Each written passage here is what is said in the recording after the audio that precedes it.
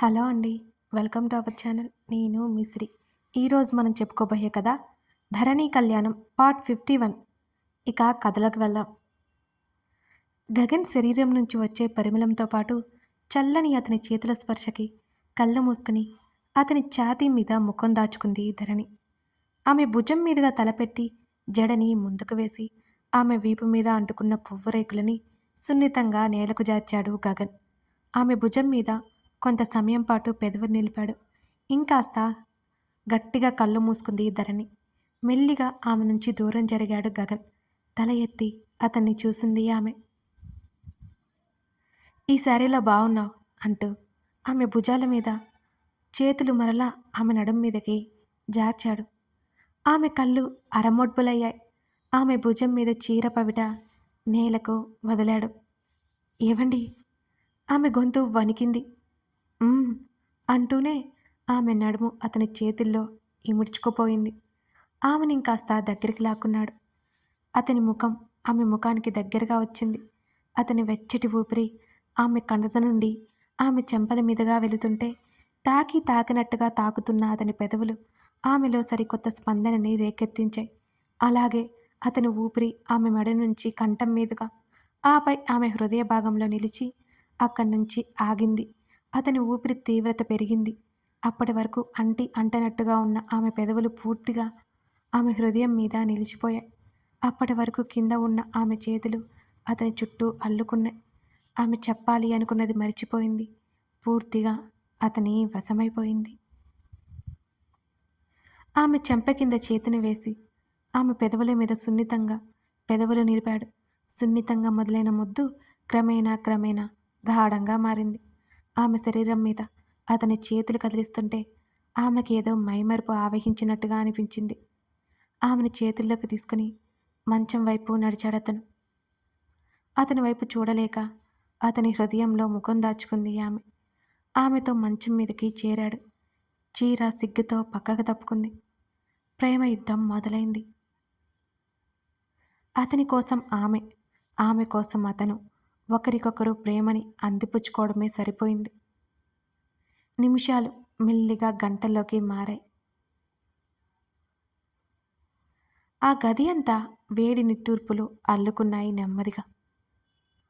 అతని చర్యకి ప్రతిచర్యగా ఆమెలో స్పందన అతనికి సరికొత్త ఉత్సాహాన్నిస్తోంది. శరీరాల కలయిక మనసుతో ముడిపడితేనే మధురంగా మారుతుంది. ఆ కలయిక ఎప్పుడో ఆ విషయం ఇద్దరికీ అర్థమైపోయింది. ఆమె కింది అదరాన్ని అందుకొని లాగి వదిలేశాడు. ప్రేమ యుద్ధానికి ముగింపు చెబుతూ ఆమె పక్కన వాలాడతను. అతన్ని చుట్టుకొని కళ్ళు మూసుకుంది ఆమె. ఆమె కోరుకుంది ఇదే.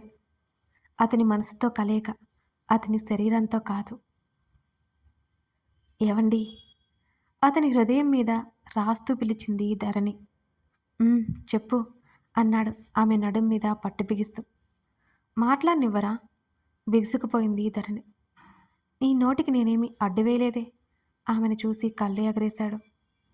మీరిలా చేస్తే నేనెలా మాట్లాడాలి అని అడిగింది మెల్లిగా. ఎలా చేస్తే? ఆమె నాభి వద్దకు చేరింది అతని చెయ్యి. ప్లీజ్. ఇంకా గట్టిగా కళ్ళు మూసేసింది. సన్నగా నవ్వాడు అతను. ఇంకా పైకి వెళ్తున్న అతని చేతిని ఆపి ఊపిరి తీసుకొనివ్వరా? అతని చేతిని నెట్టేసి లేచి కూర్చుంది చిరుకోపంగా. ఆమె వీపుని కప్పేశాయి ఆమె బారు కురులు. ఈ హెయిర్ అంటే నాకు అస్సలు ఇష్టం ఉండదు, అందుకే అని అన్నాడతను. ఆమె కురుల మీద అసూయ కలిగింది అతనికి. ఆమె శరీరాన్ని అంటిపెట్టుకునే అదృష్టం చేసుకున్నందుకు. ఇప్పుడు మీకేమంటొచ్చింది నా జుట్టు? అంది మూతి ముడిచి. నేను తప్ప నిన్ను ఏది అంటిపెట్టుకోకూడదు అని అతను అనగానే ఆశ్చర్యంగా వెనక్కి తల తిప్పి చూసింది అతన్ని. వాట్? కళ్ళు ఎగరేశాడు. ముందుకు తల తిప్పి నవ్వుకుంది ధరణి. లేచి వెళ్ళబోతున్న ఆమె చేతిని పట్టుకుని లాగాడు. అతని మీద పడింది ఆమె. ఇది డిన్నర్ టైం, గుర్తుందా మీకు? వదలండి అంది ధరణి. డిన్నర్ని పోస్ట్‌పోన్ చేద్దాం. ఇంకో గంట అన్నాడు ఆమె ముఖం మీద ముద్దుల వర్షం కురిపిస్తూ. ఇప్పటికి గంట పోస్ట్‌పోన్ చేశారు. మళ్ళీనా? ఏమీ అక్కర్లేదు.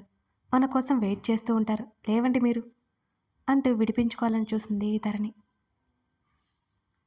నో, నాకు ఎదురు చెప్పకస్సలు నచ్చదు అన్నాడు ఆమెని మంచం మీదకి చేరవేస్తూ. మొండి మొగుడు ముద్దుగా కసురుకుంది చిరుకోపంగా చూస్తూ. నవ్వుతూ ధరణి గుడ్ గర్ల్ నువ్వు అన్నాడు ఆమె పెదవులో మరోసారి అందుకుంటూ. మరో ప్రణయపు సమరానికి దారి తీశాడతను. ఇక ఆమెకి మాట్లాడడానికి అవకాశం ఇవ్వలేదు అతను. మాట్లాడాలి అని కూడా లేదు ఆమెకి. ప్రేమగా అల్లుకుంది అతన్ని. ఆ గది అంతా వారి నవ్వుల జల్లులో విరబూశాయి. త్వరలోనే అవి చెరిగి కన్నీరుగా మారబోతాయని ఎవరికి తెలుసు?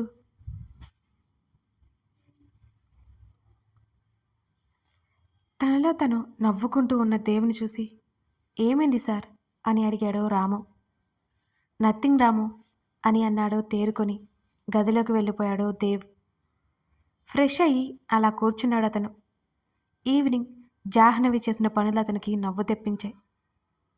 జాను అని అన్నాడు దేవ్. వెళ్తున్నదల్లా ఆగి వెనక్కి తిరిగి వెర్రి నవ్వు నవ్వింది. సీరియస్గా చూశాడు దేవ్. ఎందుకలా చూస్తున్నావు? ఇప్పుడు నేనేం చేశానని అని అడిగింది జాను. నువ్వు ఏమి చేయలేదో చెప్పు. అసలు ఇది రోడ్ అని మర్చిపోయావా? సెన్స్ లేదా కొంచెమైనా అని అడిగాడు అదే సీరియస్నెస్ మెయింటైన్ చేస్తూ. ఇప్పుడు నేనేం చేశానని నీకు అంత కోపం వస్తుంది? మొత్తం నువ్వే చేసి నువ్వు కనపడి 4 రోజులవుతుంది నాకు. నిన్ను చూడగానే ఆ మాత్రం ఎక్సైట్మెంట్ ఉండదా ఏంటి? సంతోషం ఆపుకోలేక హగ్ చేసుకున్నాను. దానికే ఏమైంది? నువ్వేమైనా అరిగిపోయావా కరిగిపోయావా? ఉక్రోషంగా అడిగింది జాను. జాను, చైల్డిష్ బిహేవియర్ వదిలే అని అన్నాడు దేవ్. ఇప్పుడు నేనేం చేశాను చైల్డిష్గా? నువ్వే కిడ్వి, నీకే అర్థం కాదు. అరే, ప్రేమిస్తున్నానని హచ్చిడాగ్లా నీ వెంట పడుతుంటే నన్నే తిడుతున్నావు. నేను అలిగాను. ఇంకా ఎక్కువ విసిగిస్తాను నిన్ను. నేను హట్ అయిన విషయం నీకు తెలియాలి కదా. వదలను నిన్ను. గుడ్ బై మిస్టర్ జానూస్ బుజ్జి. గుడ్ బై, ఈ రోజుకి మాత్రమే, రేపు కలుస్తా అని ఆమె అంటుంటే నడుచుకుంటూ వెళ్ళిపోతావా అని అన్నాడు. ఆహా లేదు, ఫ్లైట్లో వెళ్తాను అని ముఖం తిప్పుకొని ముందుకు నడిచింది జాను. దేవ్ ఏమీ మాట్లాడలేదు. బుజ్జికి కొంచెం కూడా హ్యుమానిటీ లేదు. ఈ క్యూట్ పై తనకు తానే చూపించుకుంటూ, ఈ క్యూట్ పై అంత దూరం ఎలా నడుస్తుంది? అరే, డ్రాప్ చేద్దామని కూడా లేదు. బొత్తిగా ఎథిక్స్ లేవు బుజ్జికి అని ముఖం చిట్లించుకొని ముందుకు నడిచింది జాను. ఆమె మాటలు విన్న దేవ్కి నవ్వొచ్చింది. నవ్వుకున్నాడు. ఆమెను డ్రాప్ చేయాలని ఉన్నా ఆ మాత్రం దూరకు పెట్టకపోతే ఇంకా ఎక్కువ చేస్తుందని మౌనంగా ఉన్నాడు దేవ్.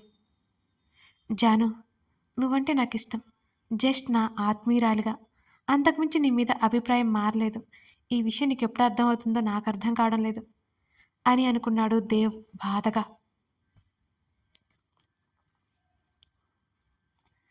మీ వల్ల మళ్ళీ స్నానం చేయాల్సి వచ్చింది. చిన్నగా తనలో తానే మాట్లాడుకుంటూ చకచకా జడని అల్లుకుంది ధరణి. నేనేం చేశాను అని అడిగాడు గగన్ ఆమెని వెనక నుంచి హత్తుకుంటూ. ఇవాళ ఏమైంది మీకు? ప్రేమ ఎక్కువైపోయింది? భరించలేనంతగా. కానీ భరిస్తాను నవ్వుతూ అంది అతన్ని విడిపించుకుని. నేనేదైనా అంతే. నేనిచ్చేదేదైనా కౌంట్లెస్. అది ప్రేమైనా ద్వేషమైనా. మిర్రర్లో చూసుకుంటూ జుట్టు సరిచేసుకోసాగాడు గగన్. చీర సర్దుకుంటూ తల ఎత్తి అతన్ని చూసి ఎందుకో అతని మాటలు ఆమె మనసులో గాబరా కలిగించాయి. ఏమైంది? తననే చూస్తున్న ధరణిని చూస్తూ కళ్ళు ఎగరేశాడు గగన్.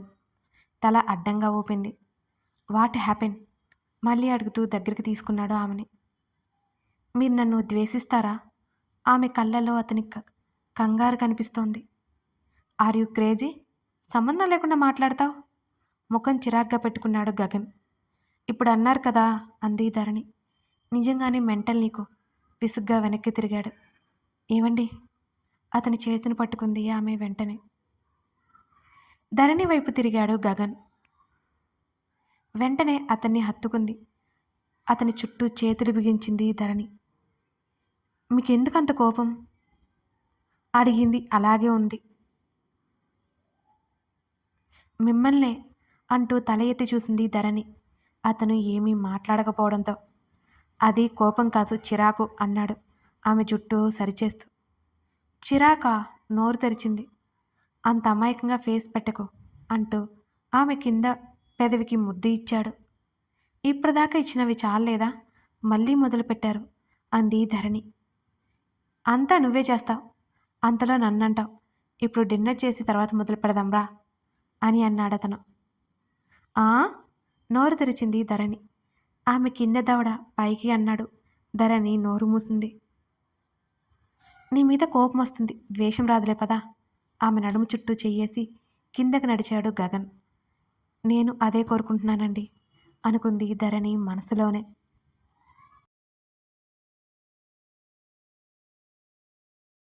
అటు ధరణి ఇటు దాత్రి ఆలోచనలు పక్కకు నెట్టాడు సూర్య. కేవలం ఆఫీసు వ్యవహారం మాత్రమే చూసుకోసాగాడు. అటు జాను ప్రయత్నాలు అస్సలు ఆపలేదు. దేవ్ మాత్రం కరగలేదు. సూర్యతో మాట్లాడాలని ఉన్నా అలాగే ఉంది దాత్రి. కళ్యాణికి కాల్ చేసి సూర్యని చూసుకునేది. చూస్తూ ఉండగానే మరో 1 నెల రోజులు గడిచిపోయాయి. అత్తయ్య, టాబ్లెట్స్ తీసుకోండి అంటూ మాలవిక చేతికి టాబ్లెట్ అందించింది ధరణి. నవ్వి అవి అందుకుంది మాలవిక. అత్తయ్య, కొంచెం అటు ఇటు నడిచి రెస్ట్ తీసుకోండి. ఏదైనా ప్రాబ్లం అనిపిస్తే వెంటనే నాకు కాల్ చేయండి, సరేనా అని అంది ధరణి. ధరణి, 2 నెలలు ఇప్పటికి ఏ ప్రాబ్లం లేదు. నువ్వెందుకు టెన్షన్ పడతావు ఇప్పుడు? నేను చాలా ఆరోగ్యంగా ఉన్నాను అంటూ ధరణి చెంప మీద చెయ్యేసి చెప్పింది మాలవిక. ఏమో అత్తయ్య, ఆ రోజు మీకు అలా జరిగిన కాడి నుంచి నాకు చాలా భయమేస్తుంది. మిమ్మల్ని ఒంటరిగా వదలాలంటే నిజంగానే భయంగా ఉంది అన్నది ధరణి. ధరణి, ఇప్పుడు నేను చాలా ఆరోగ్యంగా ఉన్నాను, నువ్వేం కంగారు పడుకో, వెళ్ళి లంచ్ చేయి అంది మాలవిక. సరే అత్తయ్య అని అక్కడి నుంచి బయటికి నడిచింది ధరణి. భోజనం చేసి ఫోన్ చేతిలోకి తీసుకుంది ధరణి. తిన్నారా అని గగన్కి మెసేజ్ చేసింది. రిప్లై లేదు అనుకుంటూ బుక్ని చేతిలోకి తీసుకుంది ధరణి. ఫోన్ మోగింది ధరణిది. గగన్ అనుకుని చేతిలోకి తీసుకుంది ధరణి. సూర్యకాంతం అని పెట్టుకున్న సూర్య నెంబర్ చూసి నవ్వుకొని సూర్య అని ఎడిట్ చేసింది ధరణి. మళ్ళీ చేశాడు సూర్య. హలో అంది లిఫ్ట్ చేసి. ధరు అని అన్నాడు సూర్య. ఇంకోసారి అలా పిలిచావంటే బాగోదు అని అంది ధరణి. ఆర్ యు మ్యాడ్ అని అడిగాడు సూర్య వెంటనే. నీకే పిచ్చి అంది ధరణి కోపంగా. ధరు, ఈసారి సూర్య గొంతు సీరియస్గా వచ్చింది. కాస్త తగ్గింది ధరణి. నువ్వు కోపన్నంత మాత్రాన నేనేమీ భయపడిపోను అని అంది ధరణి. ధరణి, చాలా సీరియస్ మ్యాటర్ అన్నాడు సూర్య. ఏదో విషయం ఉందని అర్థమై. ఏంటి అని అడిగింది ధరణి. కలవాలి అని అన్నాడు సూర్య. కుదరదు అని చెప్పింది ధరణి. ధరు, చాలా ఇంపార్టెంట్, ఫ్రెండ్గా ఓకేనా అన్నాడు సూర్య కోపంగా. అలా అయితే ఓకే అంది నవ్వుతూ. ఇడియట్ పళ్ళు నూరుకున్నాడు సూర్య. సేమ్ టు యూ అంది ధరణి. సూర్యకి నవ్వొచ్చింది. మిస్ యూ ధరు అని అన్నాడు. మళ్ళీ ఏం తెగులొచ్చింది నీకు? ఈసారి ధరణి సీరియస్ అయింది. ఏం లేదులే, మీ ఇంటి బయట ఉన్నాను, నువ్వెప్పుడొస్తే అప్పుడు మాట్లాడతాను అని అన్నాడు సూర్య. ఏ బుద్ధుందా నీకు? ఇంటి దగ్గరికి ఎందుకు వచ్చావు అరిచింది ధరణి. ఇప్పుడేమైంది అని అన్నాడు చిరాగ్గా. సరే 10 మినిట్స్ అంది ధరణి. ఓకే కాల్ కట్ చేశాడు సూర్య. ఫోన్ బ్యాగ్ తీసుకుని బయటికి నడిచింది ధరణి. మాలవిక దగ్గరికి వెళ్ళి ఫ్రెండ్ని కలిసి వస్తానని జాగ్రత్త చెప్పింది. మాలవిక అలాగే వెళ్ళి రమ్మంది. బామ్మ కోసం చూసింది. బామ్మ గుడికెళ్ళింది. మాలవికని జాగ్రత్తగా చూసుకోమని మెయిడ్స్కి చెప్పి ఇంటి బయటకు వచ్చింది ధరణి. కార్ డోర్ తీసి సూర్య పక్కన కూర్చుంది ధరణి. ఎలా ఉన్నావు అని అడిగాడు సూర్య. చాలా బాగున్నాను, హ్యాండ్ బ్యాగ్ ఒడిలో పెట్టుకుని సీట్ బెల్ట్ పెట్టుకుంటూ చెప్పింది ధరణి. కనిపిస్తున్నావు అని అన్నాడు సూర్య. నువ్వెలా ఉన్నావు? సూర్య వైపు తిరిగింది ధరణి. ఉన్నానిలా అని కార్ స్టార్ట్ చేశాడు సూర్య. ఇలాంటి సమాధానాలు చెప్పకు సీరియస్గా అంది ధరణి. ఎలాంటివి? ఒకసారి ధరణిని చూసి ముందుకు చూశాడు సూర్య. నీతో మాట్లాడి వేస్ట్. ముఖం పక్కకు పెట్టుకుని కార్ విండోలో నుంచి బయటకు చూసింది. చిన్నగా నవ్వి ఊరుకున్నాడు సూర్య. హోటల్కి తీసుకెళ్లాడు ఆమెని. నేను ఆల్రెడీ లంచ్ చేశాను, నువ్వు కావాలంటే ఆర్డర్ ఇచ్చుకో, నీకొక్కడికి మాత్రమే చెప్పింది ధరణి. తినకుండా రావచ్చు కదా, కనీసం నాతో లంచ్ కూడా చేయవా అని అడిగాడు సూర్య. నువ్వు కాల్ చేయకముందే తిన్నాను సూర్య అంది ధరణి. సరే ముందు నీతో మాట్లాడాలి. అరే తర్వాత మాట్లాడదు కానీ ఫస్ట్ భోజనం చేయి అంది ధరణి. నాకు ఆకలిగా లేదు అని అన్నాడు సూర్య. తింటాను నేను అంటూ ఉరిమి చూసింది ధరణి. సూర్య ముఖంలో నవ్వొచ్చింది. ధరణికి ఇష్టమైనవన్నీ ఆర్డర్ ఇచ్చాడు సూర్య. నాకు 10 నిమిషాల ముందు కాల్ చేయొచ్చు కదా, ఏమీ తినకుండా వచ్చేదాన్ని. ఆల్రెడీ నా పొట్ట ఫుల్ అయిపోయింది అని చెప్పింది ధరణి బిక్కమొహం వేసుకొని. ఆమె చెప్పేది నిజమే అని అర్థమై జస్ట్ టేస్ట్ చూడు చాలు, తినాల్సిన అవసరం లేదు అని అన్నాడు సూర్య. కథ కొనసాగుతోంది. ఇప్పుడు ధరణిని సూర్య ఎందుకు పిలిచాడు, ఇంతకీ ఏం మాట్లాడాలి అనుకుంటున్నాడు గెస్ చేస్తే కామెంట్ సెక్షన్లో తెలపండి. తర్వాత ఎపిసోడ్ ఏంటో చూడాలి అంటే మన స్టోరీని ఫాలో అవ్వాల్సిందే. అలాంటప్పుడు సబ్స్క్రైబ్ చేసుకుంటే వెంటనే నోటిఫికేషన్ వస్తుంది. Thank you for watching this video.